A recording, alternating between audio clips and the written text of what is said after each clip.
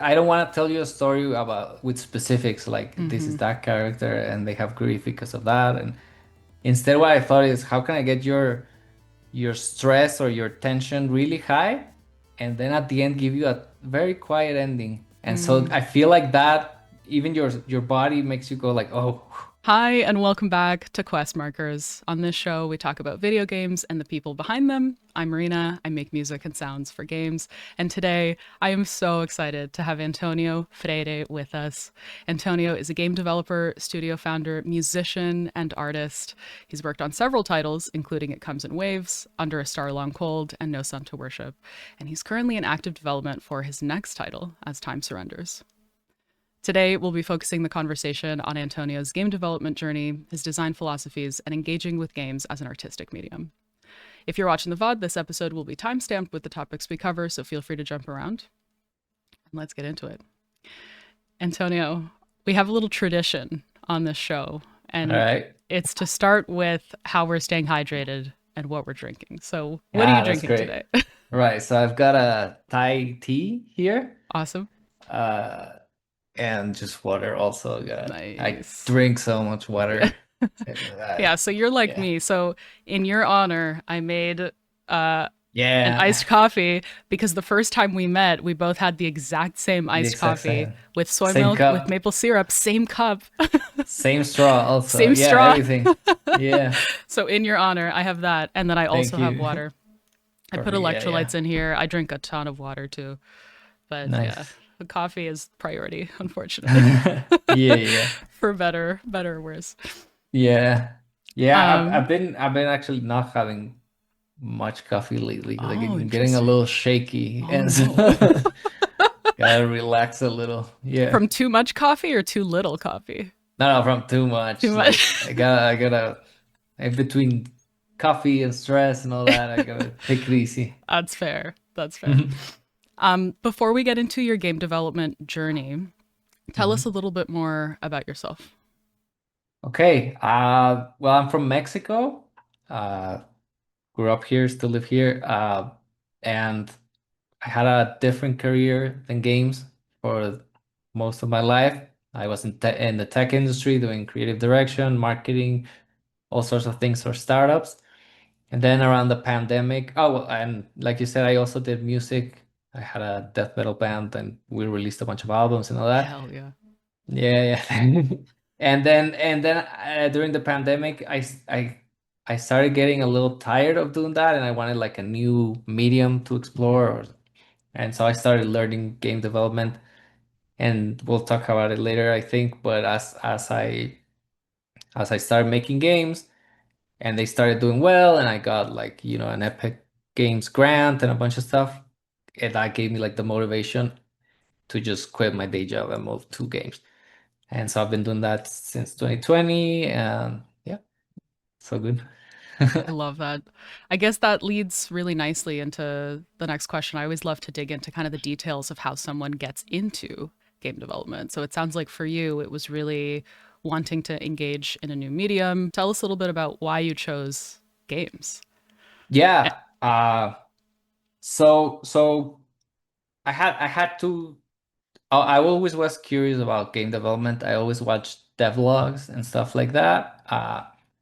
During college, I sort of stopped playing games as much as I used to, and then I picked it up again once I had more free time. And anyway, so I was always curious, but it never crossed my mind that it's mm, something you can do it yourself. Like it always sounded like some magical big company makes them, and you don't like it didn't feel accessible as music, for example, where I can just buy a guitar and learn, and that's it, and record at home like all scrappy. And but as I started looking into what to do next, because I was also curious about maybe I can write something, a novel or short stories.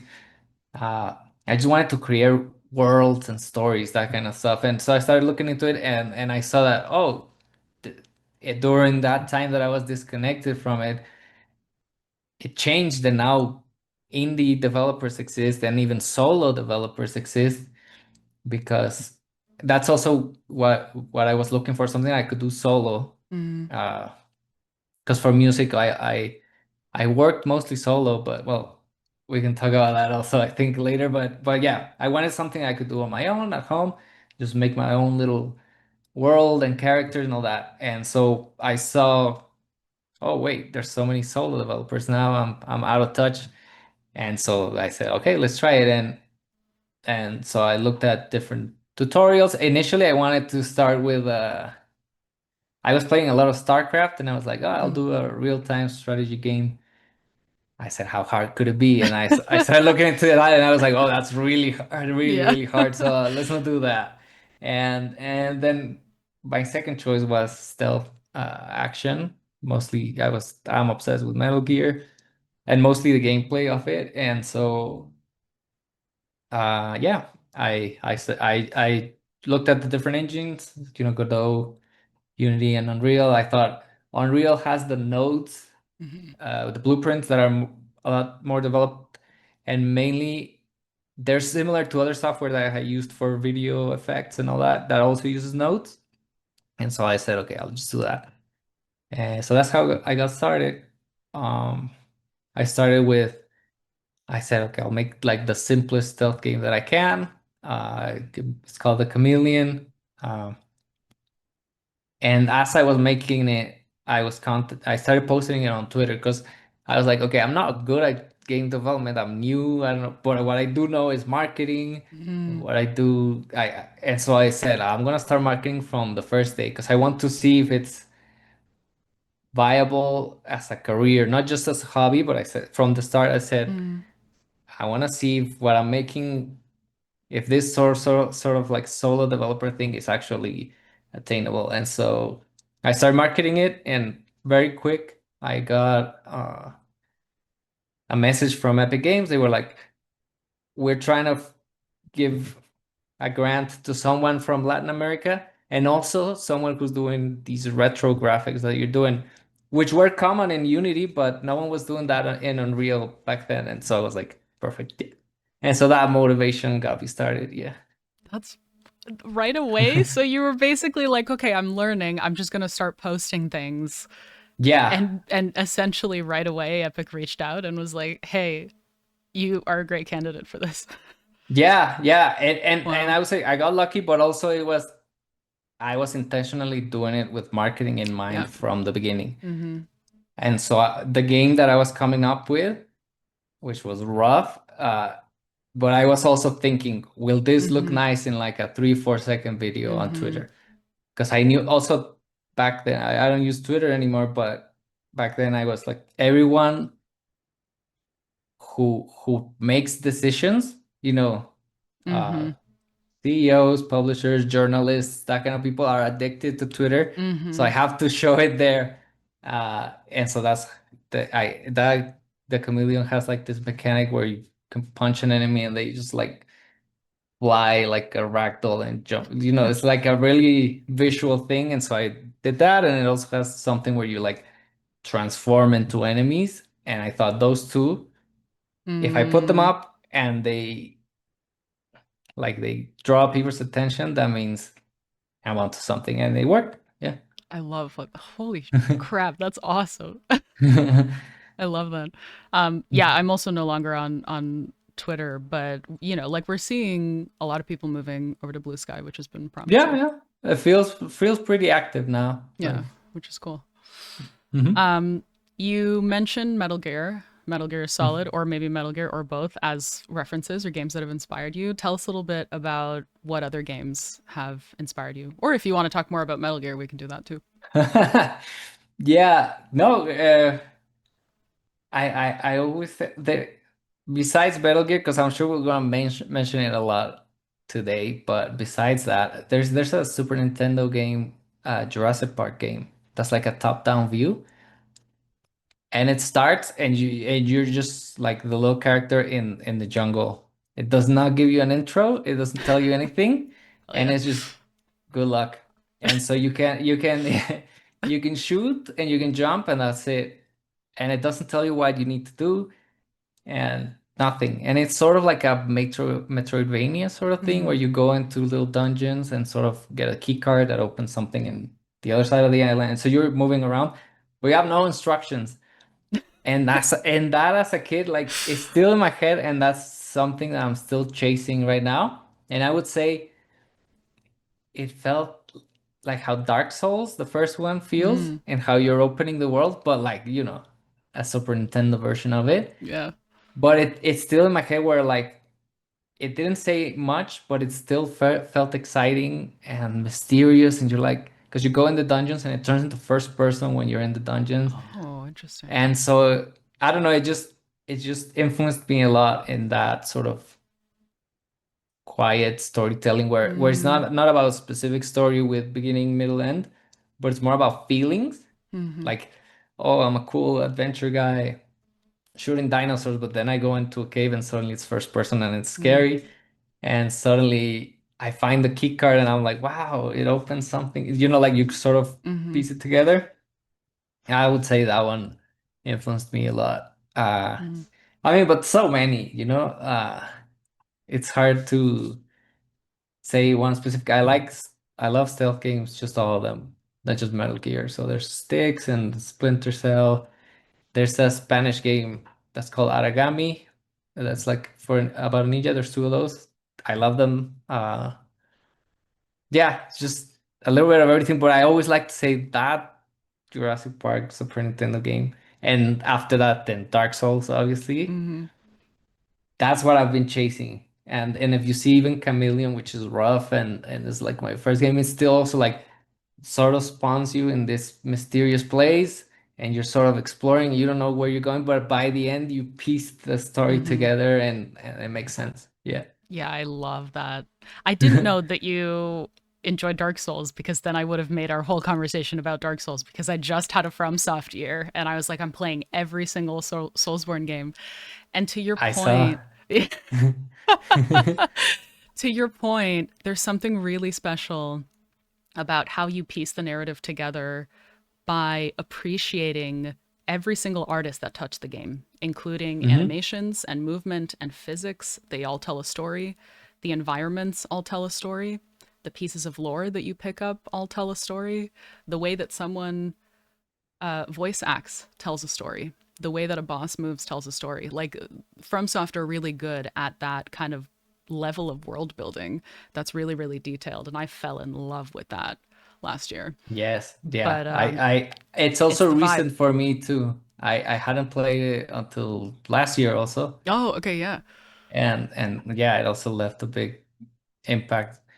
I was gonna give you an example of like there's the ceaseless discharge boss. I don't know if you remember that, but it's Yes. like Yep. down at the Oh yeah. lava and it's sort of there you pick up the armor and that's when it attacks you and it's that tells you a Yeah. story. You don't need Mm-hmm. dialogue, you don't need cutscenes. And so that's what I've been chasing Yeah. always, like how to tell a story without taking the control away from the player, Mm-hmm. without putting text on screen, just like, but still have a lot of impact, right? Yeah. Yeah. Yeah. Yeah, that had so much. I mean, so many things that Dark Souls does Hmm. has an impact. Um, I'm curious, as we spoke about topics and what we were going to talk about today, I think this feeds nicely into this idea of like when game mechanics carry meaning on their own versus needing narrative or like call it traditional support to tell a narrative. I think that's kind of what we're talking about here of like how do you design a game such that the actual mechanics tell a story. Picking up a piece of armor will aggro a terrifying boss. Hmm. Yeah, yeah. And how do you think about embedding that into your own games? I I I build them together. So some people will write a story first and then make the mechanics out of that and the levels and all that. Some people do the opposite. They come up with mechanics that are fun, and then much later in the Mm, process, they're like, okay, who's this character with like the story? Uh, and for me, I kind of just bounce between both, and I'll give you an example. And I had uh, it comes in waves. And I had the idea of like first, like it's an RPG town, and you go to the store, and the guy tells you get out of here. Like he doesn't mm-hmm. want to sell you anything. Mm-hmm. And you go to the quest giver, and he says, "I'm not giving you a quest. Go away." And so that was the first idea. And so I go back to mechanics. Okay, so how would that work if I can't? And then I'm like, okay, well, it's about grief. And I had the title also. It comes in waves about how grief Mm-hmm. comes and then you get past it, but it's gonna come back again. Mm-hmm. And so I thought, okay, that's kind of like thirst, where it keeps coming and like you feel it, and so I came up with the okay, so maybe you have a water thing that's going down, and so it goes uh, back and forth like that is how I'm doing it. A lot of that also, which is more possible when you're doing solo development Mm-hmm. than now that I have a team, is I treat it a lot like cooking or like painting in the sense that as I'm doing it, suddenly I'm like, hey, what if I put this here? What if I change that? I have more, like if you're solo, you have more freedom to Mm-hmm. just Mm-hmm. change it. You don't need to follow a plan. You don't need to ask someone to do it and justify it and all that. And so a lot of that worked like that, like with waves. I was playing it and I was like, hey, I'm just gonna make it so the enemies shoot each other also. Mm-hmm. And I just did it, and so it's kind of like there's not a fixed plan, but it's more like as you build it, you like look at it in different angles and start molding it. Yeah. Mm. Oh, I like that. Almost like you just try something, see if it works, see if it contributes to the narrative, and then you move on. Because I remember Yeah. playing Waves and I was like, oh, the enemies are attacking each other. Like, there's other Yeah. conflict besides just me here. And we're all fighting Yeah. for it felt like fighting for resources when you're For kind of in the resources. open world. And Hmm. you're like, okay, well, I need to survive. And then you get to the end of the game, and I won't spoil it for anyone, but I was like bawling No. my eyes out, like my makeup's falling down my face. I'm like, oh, wait, this is what it's about. Yeah, and, and uh, and that was also the idea from the beginning when you're talking about narrative and mechanics. I was thinking, how can I get people's like I don't want to tell you a story about with specifics like this is mm-hmm, that character and they have grief because of that, and instead what I thought is how can I get your stress or your tension really high and then at the end give you a very quiet ending. And so mm, I feel like that even your body makes you go like, oh. And so that I thought that water mechanic where you're like running from water canister to the other one and you're stressed and you're like, oh, 30 minutes are up, I made it. And then yeah. suddenly the ending is instead of being a climax, it's calm. And with this talk, I was gonna say, I think also I make the games a lot like music. Like Mm, I'm thinking, since that's where I learned how to make art, it's where like you're thinking of, yeah, you're thinking of notes and melody, but you're also thinking of the structure of sort of like it goes up, it goes down, this part is calm, you create contrast. And so that's how I'm thinking of the games, and waves is like that. I was thinking, how do I get you excited or nervous, and then maybe after the desert area there's trees and you feel a little bit more calm, there's more water, but then later there's more enemies, that kind of stuff. And so it's less about following a literal story mm-hmm, and more like these sort of, yeah, like if you had a chart of emotions, it's like, oh, mm-hmm. stress and then calm and this is boring and this is, yeah. Yeah. Yeah, I can see that because, again, even taking waves as an example, the first area that you're in to me was confusing because I'm like, oh, no one wants to talk to me. I'm intrigued. Like, what's going on? And then, yeah, you get put into the open world and it's immediate stress Hmm. Exactly. and conflict. And I mean, if you choose to play it a little stealthily, you can, which is stress. Hmm. And then, yeah, you get to the end and it's a satisfying kind of emotional release after all that stress. And it sounds like that Yeah. was intentional. So, Yeah, it's the yeah. idea. And that's how I've been making them. Yeah, just thinking of those sort of feelings and Mm, how to heighten them or release them. Because sometimes, like in No Sound to Worship, there's ladders that are hmm. really slow to climb Yeah. and they're boring. And so in a more, boardroom sort of game where you have to justify everything.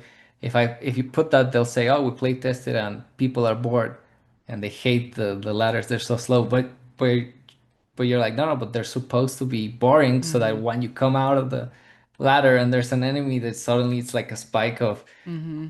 your emotions were like, oh, I'm bored, just holding up, and suddenly, oh, you Yeah. gotta pay attention. And I feel like Dark Souls does that also. Yes. Yeah. Like it keeps you're calm suddenly, but you're like is an enemy gonna come out Yeah. of a wall, or like, Yep. they're, Yep. you don't trust them. You're like, they're trying to trick me.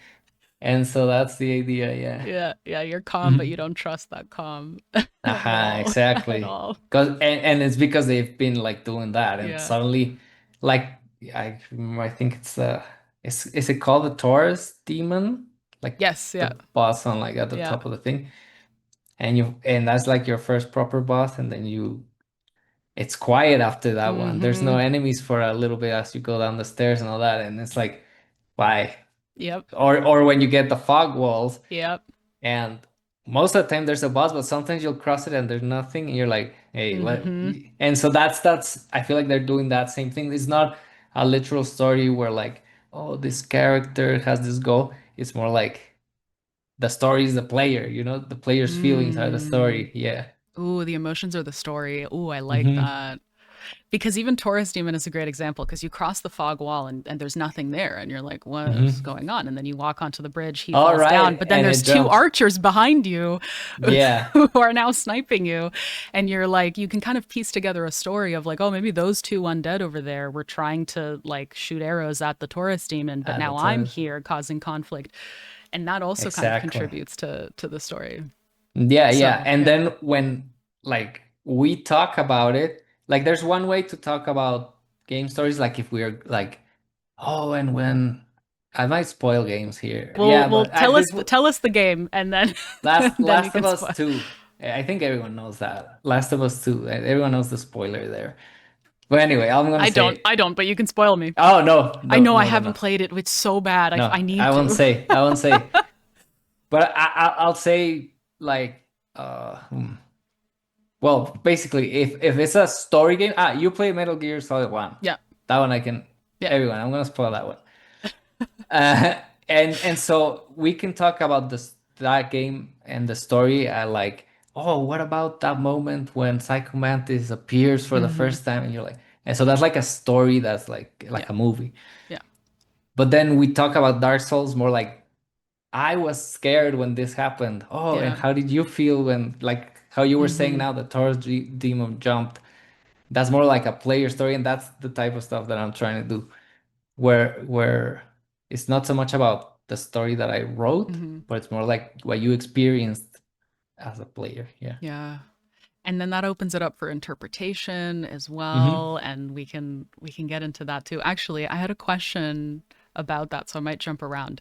But you said because you have a few articles on your website, um, you in one of them said the point of art is to share and engage in conversation, not to impose. And I love that take. Hmm. That's cool. Could you elaborate a bit on that? Yeah. Yeah. I think yeah, some people see it as, you know, typical in games, like I'm telling you, killing is bad, and that's the Mm, message of the game. I think I like the ones more when it's like they're telling me, what do you think? I'll tell you in specific, like waves. It comes in waves. I don't tell you why the ending happens, why the character has grief. mm-hmm. I don't tell you that because it's more like, let's talk about what's your version of it. And so I go in the reviews and people are like, I miss you, grandpa.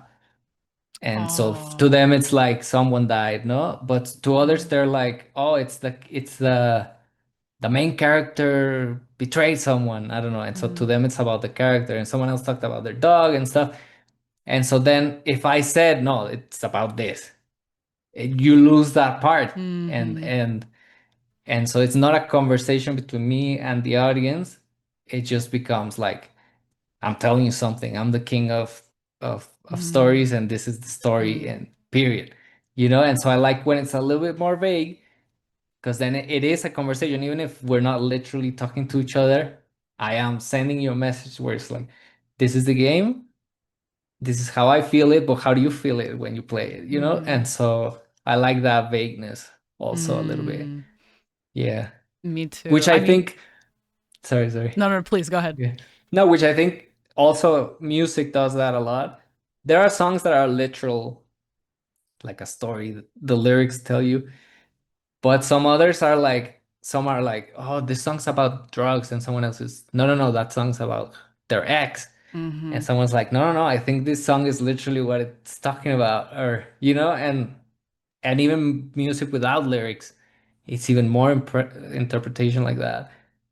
And and that's what I'm trying to do exactly yet. Or a painting doesn't tell you what it's Mm. about. And you're like, oh, this is a portrait of the king. And someone's like, no, but actually there's a reflection in the back. It's a portrait of the artist. And then like, no, no, no, it's Mm. about slavery. And no, no, no, it's about, Mm-hmm. that's what I'm trying to do, like a more interpretative thing. Yeah. Mm. Oh, okay. Yes, I love this. You know this about me. One of my favorite games, my favorite Yeah. game is Near Automata, and everyone calls it Depression the game. And I completely disagree. That is a game about hope and resilience to me. That's perfect. And Yeah. and most people will disagree with me and be like, "Oh, but this was so sad." And, "Oh, this was sad." And that doesn't mean that there isn't sadness. I felt a lot of Yeah. sadness playing that game.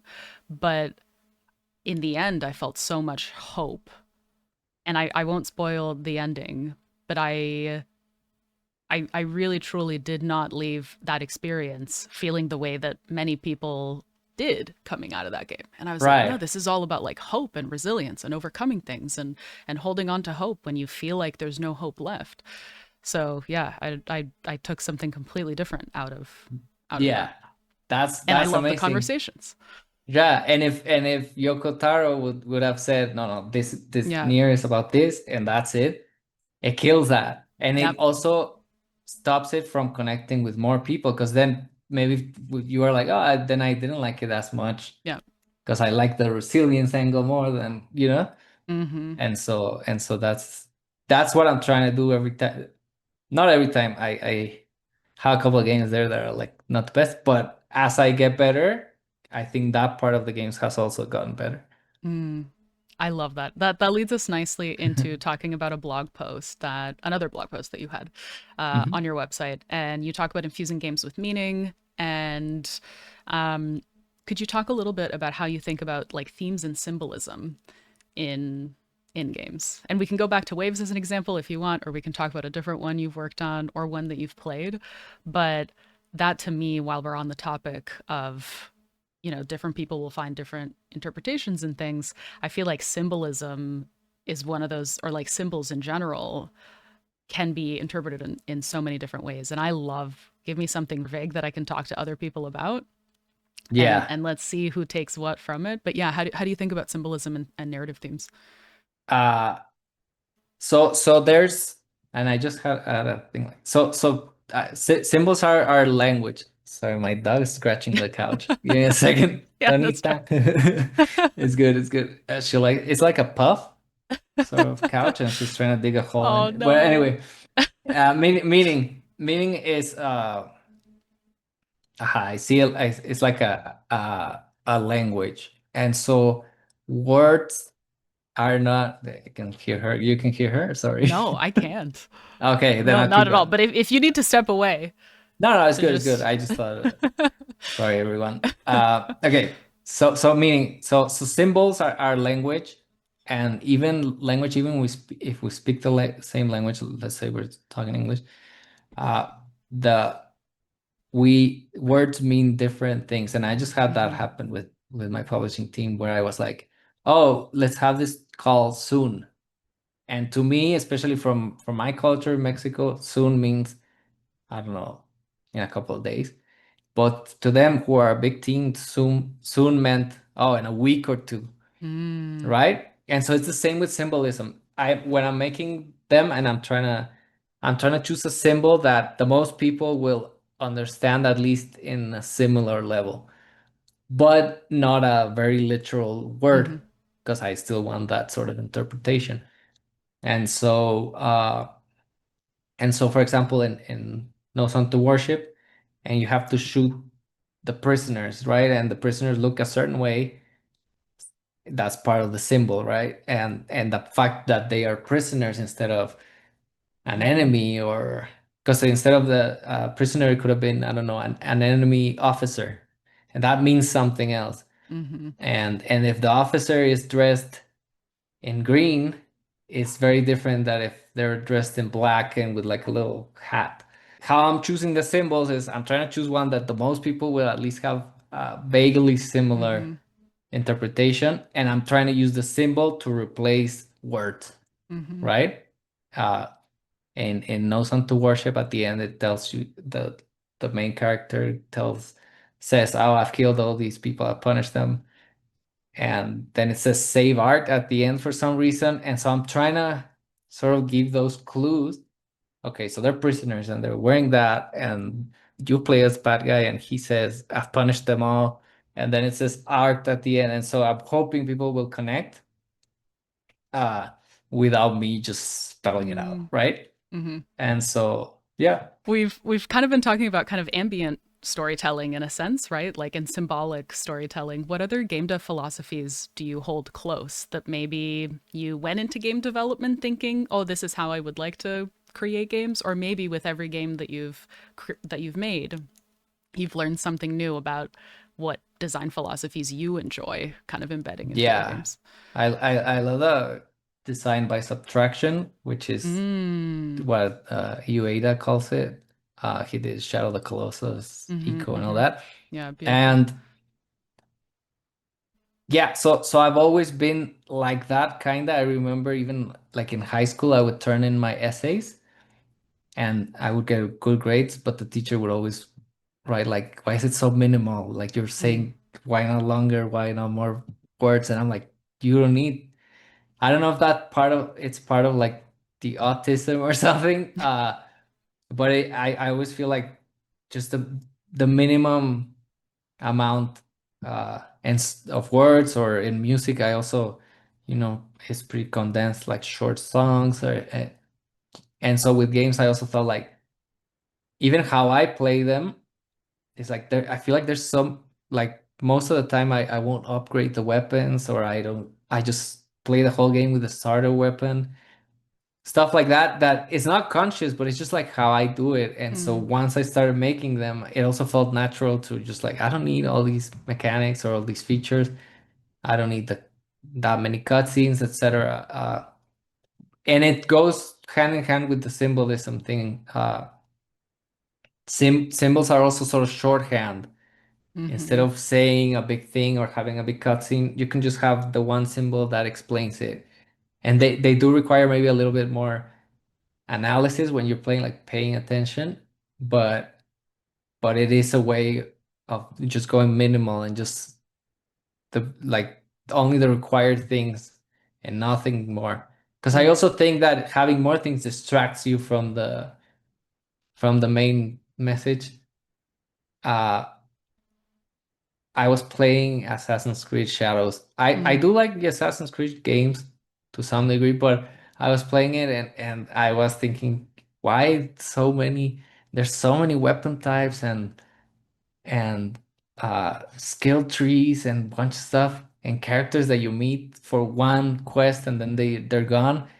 You could condensate that into that same ninja fantasy and that same feeling, but it could be all these quests, it could be the same character who gives them. And instead of all these weapons, maybe you only have one, right? And it will still feel like the ninja and all that. And I feel like that's how I just engage with art in general. I Mm. just want like the bare minimum. Yeah. Mm.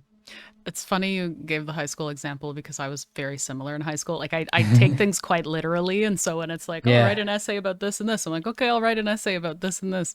And I think that minimalism can also be applied to music because to me, the let's say catchiness of a song, if it's gonna like Hmm. wiggle itself into your ear and be an earworm and something that you hum to yourself, um, I think a good test of catchiness is stripping away your whole production and playing it on piano and Oh. seeing whether it stands the test of, is this still going to be something that Hmm. gets stuck in my head? So I like the idea of what happens when we strip everything away and have just the melody with maybe one harmony, but just like strip it away, play it on piano or play it on guitar and see if it still holds the emotional weight. Obviously, it'll be That's great. different Yeah. if it's a big orchestral piece versus if it's on piano, you'll get a different tone. But that's like my Yeah. ultimate test. That's a great, and it makes me think of, games. everyone's making prototypes to make sure the game's fun before they actually build it. From a solo developer to Assassin's Creed, they all first start with a tiny prototype, very simple, the least amount of things in it, just to make sure it's fun, which is kind of like the piano Mm-hmm. thing. So what I'm saying is like if it's fun already, why are you adding all this bloat, right? It's already fun. So just keep that like the core, and Mm. that's how I've been approaching it. Part of that was also like convenient because it's, oh, I'm a solo developer, so I can't afford to Yeah. do all those things. So if I can find something minimal that works, it gives me the business side. I can finish the game faster, and it also gives me the artistic side. It can be minimalist, and it can impact people in different ways. And I think even just as a way to differentiate yourself Mm. from other games, like this is minimal, you get to the point as soon as you start playing it. It's attractive to a lot of people because it feels different after you've Mm-hmm. played, let's say, Assassin's Creed. You Mm-hmm. play a Mm-hmm. little indie game that's minimalist and you're like refreshed. You feel like, oh, this is Mm. so different, and it doesn't require like, remembering all these Mm. resources and characters and map markers and all that. Yeah. Yeah. Yeah. I get overwhelmed when there's too many side quests or when there's too many like weapons to choose from or when there's too much where I'm just like I'm guess I'm sticking to what I know and I'm just gonna Yeah, keep same. at it because I get very overwhelmed when there's too much choice. Yeah, and Um, then what they do, sorry, just quick. no, please. What they do is when they have all that choice, they also have to make sure you can finish the game without it, because there's people like you Yeah. and me who play it like that. And so then why add it in the first place if it's not essential, right? So yeah. It's interesting because going back to Dark Souls, I played Dark Souls 1, 2, and 3 with the same weapon. I didn't even change weapons. Oh, there you go. I was like, yep, give me the claymore. We're good. We're done. Yeah, yeah. Like Um, like Metal Gear, you're saying you need mm, the silenced pistol and maybe a rifle. You can play with other maybe. things and like it's funny, but it's more like an extra. It's not Mm, the core of it. Yeah. mm, yeah. I like that. Stripping things and seeing if it works Mhm. minimalistically. There's something kind of, it's definitely in line with what we're already talking about, but you posted something on Blue Sky that has not left my brain for weeks. And I've spoken Cool. to so many game dev friends about it now. And you said, the thing that really matters is that a game's world feels Yeah. appealing. The ambiance has to pull you in. Players just want to spend time somewhere cool. I've spoken to so many people about this where I'm like, this, for example, is why I love Dark Souls and the vibe of Dark Souls. Or if we talk about like Metal Gear Solid 1, there's a particular vibe in that game. Or if we talk about, we spoke about Nier Automata, that also has just such a particular energy. Mhm. Um, I think that's also really important in an MMO where, the developers want you to spend a lot of time in the world. Is the world appealing? Um, Tell us a little bit more about that because I've been dying to talk to you about this. Oh, cool. Yeah, yeah, I love talking about that one. This obviously applies to a specific type of game. So there's still games like Balatro or Tetris or Hmm. Vampire Yeah. Survivors. Those have to be fun because that's. But what I meant there is like that's not the only way. And especially for 3D games where you move a character in a world, it's not necessarily about it being fun. It's about you wanting to spend time with your controller in that world and dreaming about that world and wondering what's around the corner or just even looking at it. And there's a lot of examples with games that like Stray, for example, the one with the cat. Mm-hmm. The world is beautiful. The fantasy of being the cat is also very appealing. So the gameplay is super simple. You can't even jump. Like jumping is an interaction, but you still want to go in and talk to the robots and look at this cyberpunk world and be the cat and push the thing. Uh, because it's appealing, right? It's not necessarily fun. And same like you said, certain games like Dark Souls or whatever, they're fun for certain people. For others, they're just appealing, Mm-hmm. and you still do it, and you're like mad at like I can't get past this boss, but you're still doing it because it's not so much about the gameplay, but it's like you want to see how this elevator is gonna connect and what's the Mm-hmm. next Mm-hmm. area and what's it gonna look like and who do you meet. And so that's what I was saying there, and that's how I've been making my games also. I try to come up with a world that's appealing, a world that if I show you a couple screenshots, you're like, oh, who's this character? Who's this world? Can I go there? I think that's why Mm. Skyrim is my favorite game. And it's obviously a huge game. They keep Mm-hmm. releasing it, and I think Yeah, and you true. will, yeah, and if you search comments and you'll see everyone say, "Oh, the melee combat is crap, and the magic's too simple, and this and that." But it doesn't matter because it's appealing, and you want to keep walking in Mm-hmm. Skyrim, and you want to find the dungeon and see what's in it. And some people will be like, "All the dungeons are the same," but you're like, doesn't matter because when I go and I find the book, I want to read. Is it a different book? Like it's just Mm-hmm. interesting to be in it. It's like a more primal thing, maybe like a lizard Mm-hmm. brain sort of thing, where there's something inside you that says, "Oh, I want to listen to that music again while I look at this Mm-hmm. vistas and all that." And so that's what I was saying there mainly that I think it's important to get that part right in this type of 3D game. And if obviously if you can get the gameplay to be fun and the other part, you've got like a massive Mm-hmm. hit. But even if not, I do think that the appealing world can how to say, like, make up for the fun. Mm. Versus if you have something fun, but it's just like some boring world, some characters that you don't want to learn more about, the music's kind of bland, then it could be mechanically fun, but it's not gonna trap Mm-hmm. people like Mm-hmm. that. Yeah. I Mm. think there's a lot of Dark Souls clones that are like exact same gameplay, but for some reason they just don't trap you. It looks kind of generic, or it's not as creative. The bosses are sort of like just some big guy with armor, but not as appealing. Mm. Yeah. Mm-hmm. I'm playing a game right now called Easy Delivery Co., where you're a little cat. It's like a it's like a PS1 graphics style game. It's meant to be 4 hours, but I'm spending so much more time in the world.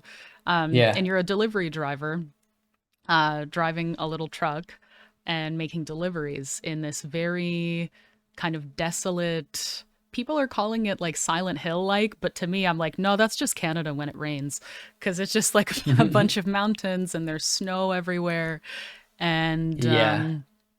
yeah, the I'm looking at it. environments are so appealing, and the music is that you've got like drum and bass playing on the radio while you're making deliveries, but there's also, to your point about characters, like mystery and intrigue, and you're meeting these characters, you're like, this is so interesting, what's happening, what's going on in this world, which is really cool. So yeah, I love that when all of that comes together to tell some sort of story, whatever it is, and whatever meaning we as the player can get from it as well. Yeah, also, So yeah. like, there's a lot of, I'm thinking, like, people call them walking simulators. Mm. Or there's, like, I'm thinking last year or maybe 2 years ago, there was mouth washing. Oh It was yeah, a game that yeah, was really big, yeah.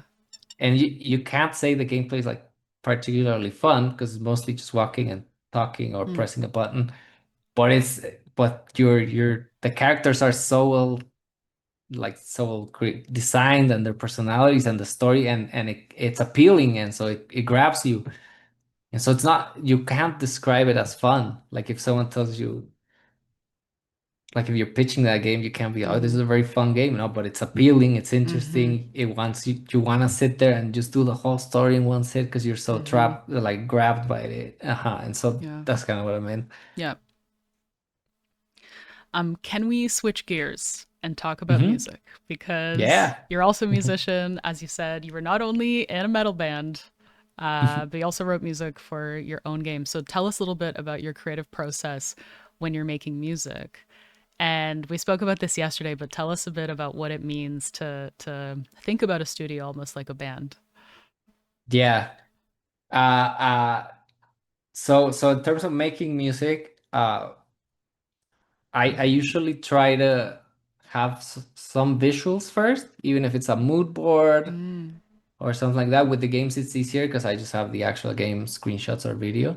And so I try to get, like you said, just the very basic either chord progression or a little melody while I'm watching the visuals to make sure that the mood sort of matches, right?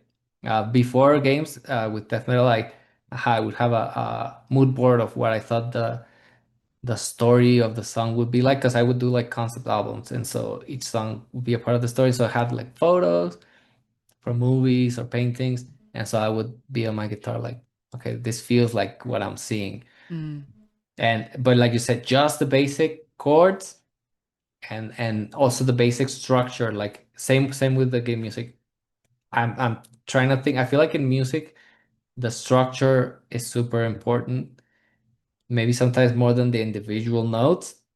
But like I said, with the games, it's also like, oh, they should start slow and then go up and then go down. Uh, and so I'm trying to build that structure in like sort of like a blurry sketch and then fill in the blanks. Mm. And for the games, there's a lot of music that you don't know. You can't, you can do like dynamic music and all that, but sometimes you can't control when certain chords or certain beats happen.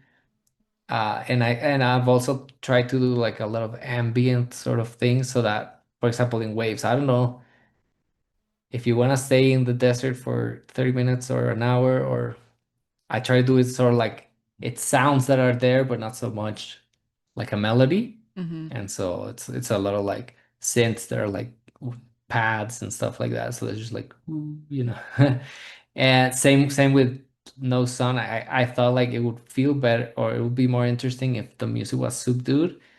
All these stealth games, especially Metal Gear, have like very intense music that is Mm. very upfront. And I thought here maybe the music is feels empty because it's supposed to be a world that's dead and that's barren. And so maybe who's making the music? I think there's a Mm. text in the game that says like who's making the music, something like that. But but yeah, and so I've been doing it like that. But the other thing is I have been collaborating with people also because making the whole game is so much work that also making the music at least because making music takes a long time Yeah. from writing to recording to mixing and mastering. There's so Mm-hmm. much. And so what I've been doing is maybe I do like a little skeleton and then I have a friend that I've known for Mm. many years and he can like take it to finished. Uh, Mainly because of that, because there's just so much to do in the game. Yep. But I'm hoping to still have a hand in the music a little bit at least in every game that I make, just so that it keeps my personality. The other thing that I do, people say don't do this. I love doing it. I reference my own stuff, and so a Mm. chord progression that's in my first album. It's also in Chameleon. It's also in Undetected, just in different ways where it's not like a copy, but it's because what I'm trying to do is like this is a Merlino game. This is an Antonio piece of art, and so they're all cohesive. They all like No Song to Worship. The name is a lyric from one of my songs from my death metal album, Oh. and it shares some themes because I'm the other thing that happens with me is I'm always exploring sort of the same three or four themes since I've been a teenager. I just do iterations and different versions of it. They're sort of like I'm obsessed with them, and so I'm trying to still do that. And so that's what I do with the music also. There's like an Antonio theme that I call it that I've been using forever in different ways, slow, fast, orchestra, metal. Take some notes away, add some, but I feel like that also helps with cohesion. And Mm-hmm. I do think some of at least I like to think that some of the people who have bought many of my games or several of my albums or stuff like that is because they en enjoy that cohesion and they feel like a game by me. And so maybe if one of them is not as good as the other, it still has the good parts that they liked. And I think that's something you see with the FromSoft games or Kojima's games, Metal Gear and all that, and the Stranding. There's still you see that thread through all of them. Mm-hmm. They still feel like that same vision, even if some parts are the same, some parts are different, and it's like cozy kind of. And so I'm trying to build Mm. that with mine too. Like if we're making As Time Surrenders when it comes out and it's a bigger production, and it's a longer game and fancier graphics. But I want people who played it comes in waves to say, oh, if it does feel like it's the Mm, same guy. It's his same style. It's still there. And it's same with music. mm. That's interesting because I've played Waves, No Sun to Worship, and Under a Star Long Cold. Still don't know if you can actually beat Under a Star Long Cold because I No, I'll haven't. tell you because I'll tell you what But happened there. I'll give you the exclusive. awesome. Someone already hacked it and found out that you can't finish it. I I'll tell you what figured, like, happened. there's no Yeah. way. So I was making Under a Star. I started and I was like a month in to making it very early still. And I realized, oh, this two things. One, this is very good in the sense that I can now make much more complex gameplay. Mm, I can now make the actual Metal Gear gameplay that I wanted all mm, along. My skills are already there. And the second thing that happened is No Zone to Worship sold very well, and people mm, like it has flaws, but people like the world, they like the bug dudes, they like the wasteland and all that. And so I thought this is the right time to make a big, a proper game, like with a proper team and everything. And so that meant I have to sacrifice Under a Star so I can start ah. the other game, right? And so I wrapped up production on Under a Star. It was gonna be much bigger with different levels and bounty hunting and stuff like that. And I was like, I need to come up with something and just make it very cheap and put it out. And so I said, okay, there's the because Under a Star Long Cold, well, I won't tell you what it means because maybe I'll use it in the future, but it had a meaning, but then I thought, oh, it can also mean this sort of like this world's gonna end and you have to get money and you're Yeah. greedy and and give up like we said symbolism and give a Mm, message like so I tried to add symbolism to the fact that you can't finish it yeah.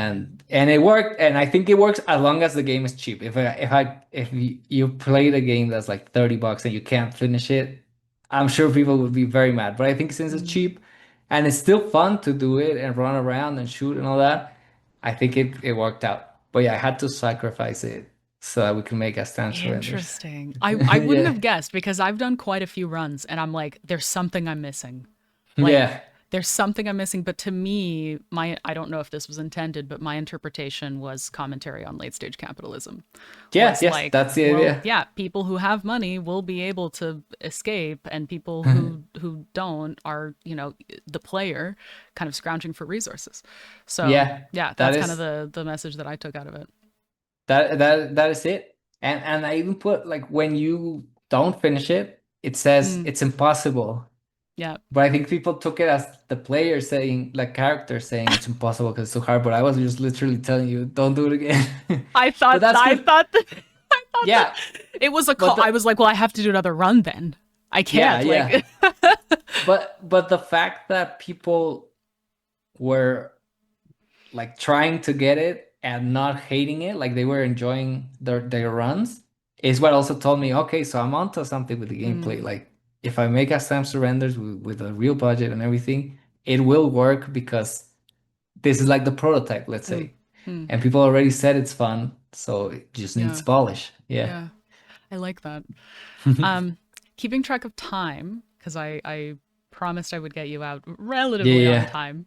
Um, Before we get into our last question, how much are you allowed to tell us about your upcoming game as time surrenders? Yeah. So I can tell you that it's Mm, Hmm. You can also I just can't. say No, no, nothing. I can't. Sorry. I do want to. So the problem is I haven't really been active. I Yeah. usually when I make my games, I'm showing them as I Yeah. make them. But for this one, I haven't been able to yet because I don't want to show much until it's actually in a Yeah. nice trailer that's impactful and all that. But I can say, yeah, it's still that sort of gameplay, stealth action gameplay. Similar this time, it's more like Ground Zeroes or like a little bit of MGS3 sort of thing.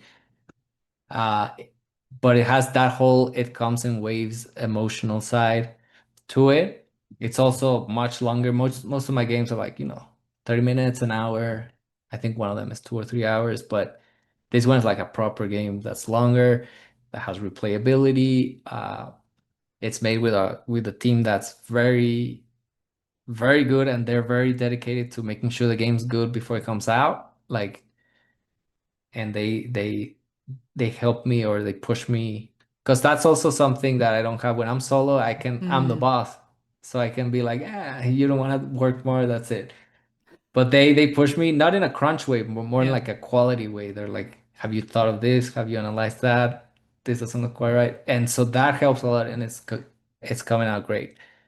And so I can say that, and I can say it's not a sequel to Nelson to Worship, but it is a sort of similar world. There's still the little bug soldiers, but sort of like a an iteration on that, like of what I've learned of my Mm, past 6 games. Everything I learned there, plus a team that's actually much more experienced than me in programming, art, and all that. And so that's what I can say. But it's gonna take a long time to make. yeah. So, but I'm hoping at least a trailer this year or early next year, something. Yeah. Awesome. I can't wait for it to emotionally destroy me. Yeah, that's That's all I also want out of a game. I want people to cry when they play it many times, not just at the end. Oh, I'll So cry. hopefully we achieve hopefully we achieve that. What I always tell people, like my family or whoever, when they ask me, "Oh, was that movie good?" And I always say, "Yeah, you cry." And so to me, that's like the essence, not necessarily Yeah, cry, but like cry of happenings or you're yeah, excited, but like yeah, big feelings. And yeah, so I'm hoping this one yeah, also has big feelings. Yeah. yeah. I love give me big feelings in a game. That's all I want. Yeah, me too. Genuinely, like Yeah. it's. I mean, games are to me the most interesting artistic medium because you participate. You are an active participant, regardless of whether the story is linear or has multiple branches that you can go down. It's still you participating in the art, and that Yeah, I don't know that exactly. to me is really special. I like Um, how you put it, participating. Yeah. yeah. Last question before we open it up for Q&A. I love ending on this one because we've had some really cool insights come out of it. But if you could tell your younger self, if you could give your younger self advice, what would it be? How young? I figured you would ask You that was as a it? follow-up. Yeah. I mean, you can choose. Maybe Okay. Antonio from 2020 who just started making games, or maybe teenage Antonio. Yeah, if it's teenage Antonio, I would just say just make games straight like Hell yeah. start before college and all that. Just I would say, yeah, learn more like of the technical side of coding and all that. Since I'm just started like 5 years ago Mm, versus I could have started 15 years ago. Yeah, I think that I think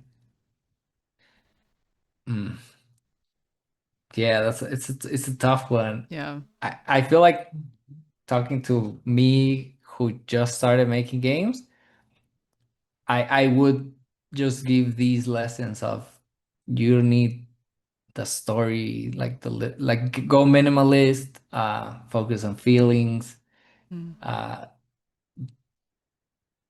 prototype a lot more or play mm, test a lot more. Also, I think at the beginning, a lot of my stuff is I made it, I played it, and I was like, oh, it's good, that's it. But now I see the value on having other people play mm, it and listening.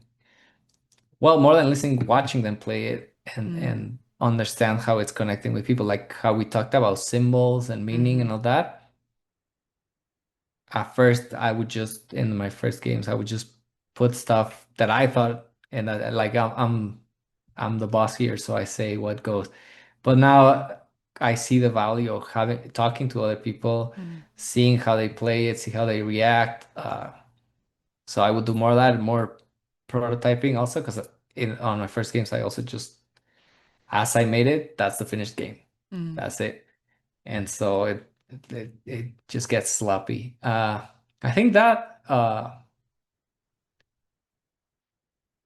trying to think more. See, Those are yeah, I some just good insights, though. and also confidence, yeah, Mm, for my younger, much younger self mm, in these things, minimalism or sharing a message, not trying to copy others, because mm, like I'll when I've done that, like in games I did undetected, which is It's trying to be Metal Gear in a way to it's not trying to be Metal Gear, it's trying to be Kojima with an action movie story, with dialogue, with a cheesy hero, all that.